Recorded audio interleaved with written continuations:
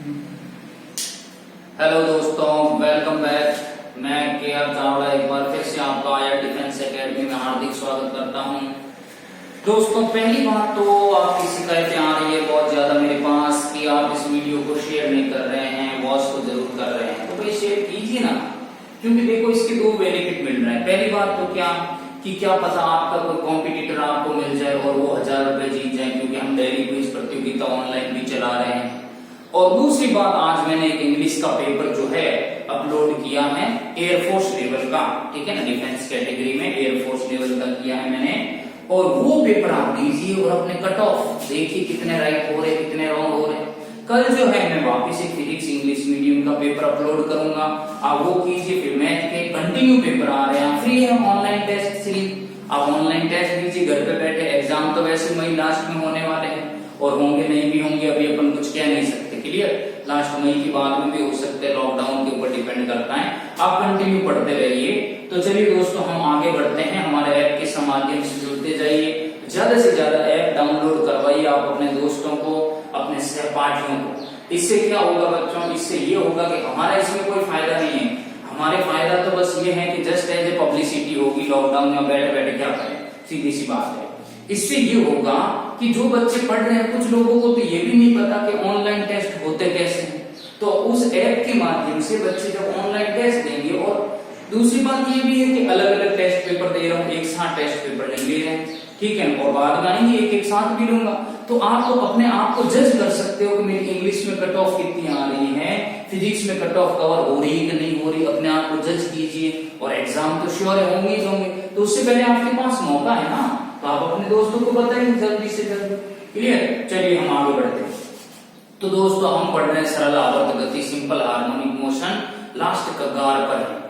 आज जो मैं टॉपिक लेकर आया हूं, मेरा वचन है आपसे कि आज वाले टॉपिक में से एक या दो क्वेश्चन मान के चलिए आपको एयरफोर्स, नेवी, आर्मी, एनडीए में जरूर न जरूर मिलते हैं। और वो क्वेश्चन कौन से, वो भी मैं आपको बता दूंगा। पहले आप उस टॉपिक को ढंग से समझिए।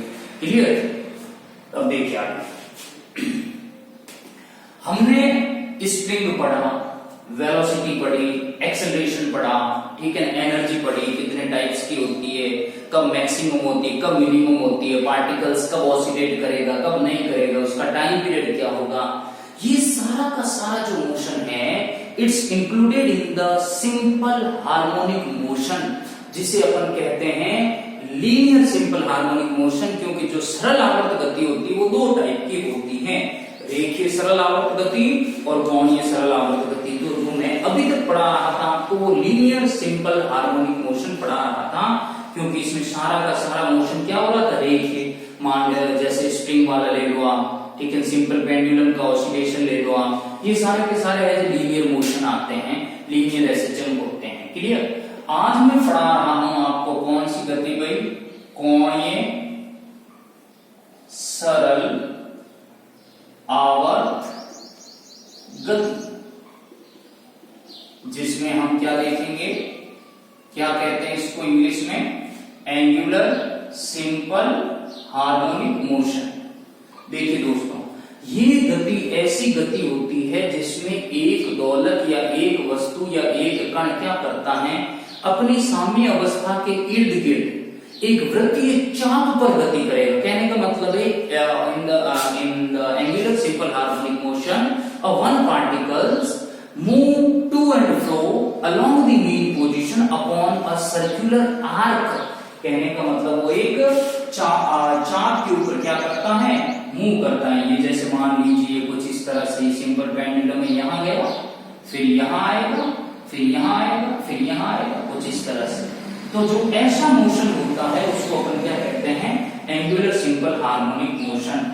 दोस्तों, इसकी अपने आप में क्या होता है, सिम्टम्स होते हैं। जैसे मान लीजिए इसकी इक्वेशन है, डिफरेंशियल इक्वेशन, जिससे हम ये कह सकते हैं कि ये कैसी है भाई, एंगुलर सिंपल हार्मोनिक मोशन को शो करती है। इक्वेशन इसकी डी स्क्वायर थीटा बटे dt square plus omega square theta become 0। अगर आपको कहीं पर भी किसी क्वेश्चन के अंदर ऐसा मिलता है कि ये इक्वेशन है, तो ये क्या शो करती है, ये कोणीय सरल आवर्त गति शो करती क्लियर। अब कई बार तो इसके ऊपर भी क्वेश्चन पुटअप किया गया है। कैसे पूछा गया क्वेश्चन देखिए, जैसे मान लीजिए ये लिख दिया डी स्क्वायर वाई बटे डी स्क्वायर थीटा बटे D T square plus 16 theta equals to 0, 16 लिख दिया। और पूछा गया कि सिंपल पेंडुलम का टाइम पीरियड बताओ। तो टाइम पीरियड अब कैसे निकालोगे बताओ। अब आप कंपेयर करो, ओमेगा स्क्वायर की जगह पे कितना है 16, ओमेगा कितना हुआ 4, तो t equals to 2 pi upon omega कितना हो जाएगा 2 पाई बाई 4, डिस कितना आएगा पाई बाई 2 सेकेंड। सिंपल। तो इस तरह से इक्वेशन के ऊपर भी क्वेश्चन पूछा गया है और आपको ये समझना है कि एंगुलर एक्सचेंज क्या होता है, उसकी क्या बेसिक फिनोमिना है, उसकी क्या इक्वेशन है। अगर आपको इक्वेशन मिलती है तो फटाक से उसको पकड़ना है और कहना है कि ये क्या है, एंगुलर सिंपल हार्मोनिक मोशन है। तो दोस्तों मैं इसके आगे बढ़ता हूं क्योंकि मेन टॉपिक तो अभी ड्यू है। सुनिए,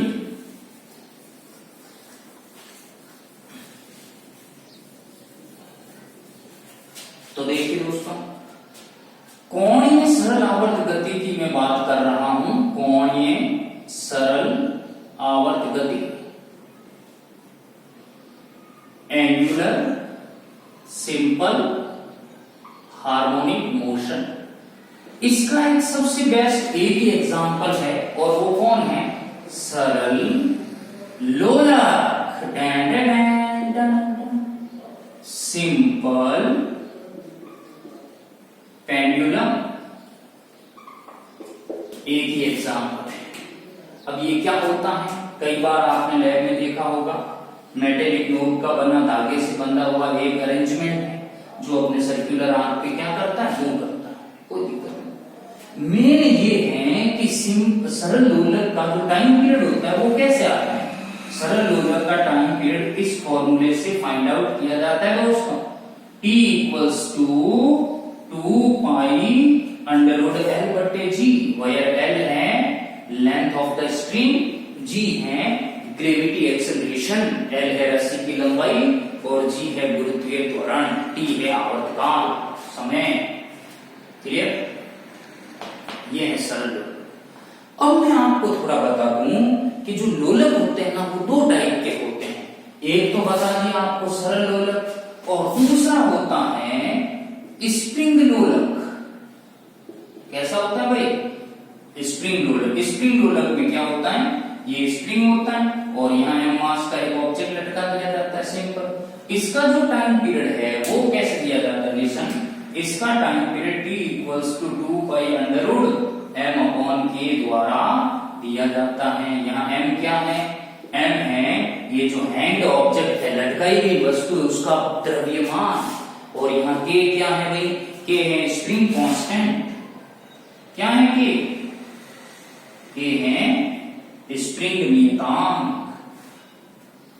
कुछ आपको इसमें और इसमें फर्क नजर आ रहा है कि उसके टाइम पीरियड का फॉर्मूला ये है, इसके टाइम पीरियड का फॉर्मूला ये है। कौन सा आपको अच्छा नजर आ रहा है, मतलब कौन सा आपको कहूं कि भाई इसको खाना है, मान लीजिए गुलाब जामुन है और ये काजू की कतली है, तो बताइए आप कौन सा खाओगे। यस, ये अनिल माचरा कह रहा है कि मैं ये खाऊंगा। वेरी गुड, गुलाब जामुन बहुत पसंद है भाई तुझे। यस, जितेंद्र माचरा कह रहा है कि मैं ये खाऊंगा। देखो भाई, आप ये खाओ तो ज्यादा अच्छा रहेगा क्योंकि ये आपको कभी कभी दुख देगा। कैसे आपको प्रॉब्लम क्रिएट करेगा ये मैं आपको अंडरस्टैंड करवाता हूं, अभी करवाता हूं। तो एक बार आप इस पे नजर आउट कीजिए, इसके ऊपर फोकस कीजिए कि यहाँ जो टाइम पीरियड है उसमें लेंथ और जी वगैरह कुछ नहीं आते, एल और जी नहीं आ रहे, जबकि सिंपल पेंडुलम में एल और जी आ रहे हैं। तो यहां से आप एक फॉर्मूला रिबाउंड कर दीजिए अपने माइंड में, ये बाहर नहीं जाना चाहिए कि स्प्रिंग लोलक का आवर्तकाल, time period of the spring pendulum doesn't depend upon the gravity acceleration. Spring लोलक का द्रव्यमान गुरुत्वीय त्वरण पर निर्भर नहीं करता है। ये आप पॉइंट याद रखिए क्योंकि कई बार ये क्वेश्चन पूछा गया है और मैं जब ग्रेविटेशन पढ़ाऊंगा तब वापिस और डिस्कस करूंगा। तो हम अभी इसको छोड़ रहे हैं, हम थोड़ा सा आगे बढ़ रहे हैं। हम क्या पढ़ना चाह रहे हैं, हम पढ़ना चाह रहे हैं सरल लोलक के आवर्तकाल की निर्भरता, डिपेंडेंसी डिपेंडेंसी ऑफ टी, आवर्तकाल की निर्भरता।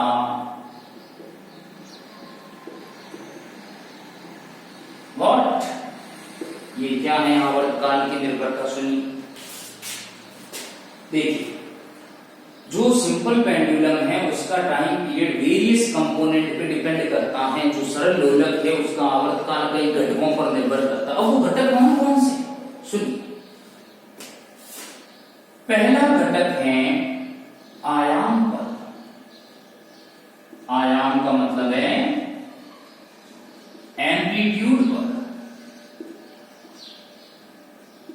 On amplitude. तो मैं आपको बता देता हूं कि क्या यहाँ पे कहीं पर भी एम्पलीट्यूड दिखाई दे रहा है क्या आपको? किसको दिखाई दे? कौन है बेवकूफ? कौन है नादान ऐसा? जी नहीं। आपको ये कंडीशन याद रखनी है कि अगर ऑब्जेक्ट का एम्पलीट्यूड ज्यादा नहीं है, ठीक है, बहुत ही शॉर्ट है, तो आपको याद रखना है कि सरल लोलक का जो आवर्तकाल है वो आयाम पर निर्भर नहीं करेगा। मैं क्वेश्चन बताऊंगा इसके ऊपर, क्वेश्चन कैसे पूछा गया है। तो आपको याद रखना है सिंपल पेंडुलम का जो टाइम पीरियड है वो एम्पलीट्यूड पे डिपेंड नहीं करता है जनरली, अगर एम्पलीट्यूड लो है तो। What, very good. Second thing, द्रव्यमान, मास ऑफ दी नोब। क्या ये दोलक के द्रव्यमान पर निर्भर करेगा? ये जो नोब है इसके मास पे डिपेंड करेगा? तो आप खुद देख के बताओ, क्या यहाँ मास आ रहा है? क्या कहाँ मास नहीं आ रहा है? तो आपको याद रखना है कि सिंपल पेंडुलम का जो टाइम पीरियड होता है, सरल लोलक का जो आवर्तकाल होता है, याद रखना द्रव्यमान पर निर्भर नहीं करता है। जो time period of the simple pendulum doesn't depend upon the mass of the hand object और नोब ऑफ द ऑब्जेक्ट, या अपन कैसे नोब ऑफ द पेंडुलम। तो इसके ऊपर क्वेश्चन कैसे पूछा गया है? क्वेश्चन कुछ इस तरह से राइज हुआ है। क्वेश्चन ये है कि एक लड़की है, वो भाई शांत शांत बहुत शांत, नाम मुझे पता है, खुश हो रहे बहुत ज्यादा। क्वेश्चन सुनिए जरा, कि एक लड़की है वो झूला झूल रही है। क्या झूल रही है भाई? झूला। एक लड़की झूला झूल रही है और झूला झूलते हुए उसी लड़की के पास आकर एक लड़की और बैठ जाती है। क्लियर? कहने का मतलब है a girl is swing and another girl comes to near the swing and sit together, then what is the effect on the time period of the swing? झूले के आवर्तकाल पर क्या प्रभाव पड़ेगा? झूला तेजी से चलेगा, झूला धीरे धीरे चलेगा, या झूला चलेगा ही नहीं? क्या पता कोई मोटी लड़की आके बैठ गई तो रुक जाएगा नील जैसे? नहीं अनिल, ऐसा नहीं है, ठीक है ना? तो क्या होगा बताइए जरा, मैं बताता हूं आपको। ऐसी सिचुएशन में झूले के ऊपर कोई इफेक्ट नहीं पड़ेगा। कहने का मतलब स्विंग की फ्रीक्वेंसी, स्विंग के टाइम पीरियड के ऊपर कोई इफेक्ट नहीं होगा। एज इट इज वो अपनी नेचुरल फ्रीक्वेंसी से ऑसिलेट करता रहेगा, जो उसकी स्वाभाविक आवृत्ति थी उसी से वो दोलन करता रहेगा। अब आप कहोगे ऐसे कैसे? क्योंकि यहाँ पे झूले का आवर्तकाल मास पर डिपेंड नहीं कर रहा है। तो आपको इसके ऊपर क्वेश्चन कैसे आएगा वो भी मैं बताऊंगा। क्लियर? इसके भी दो केस मुझे अभी रखने पड़ेंगे क्योंकि उसके ऊपर काफी डिस्कशन करना है। इसका एक एग्जांपल और है, जरा सुनिए। एक एग्जांपल कौन सा? देख,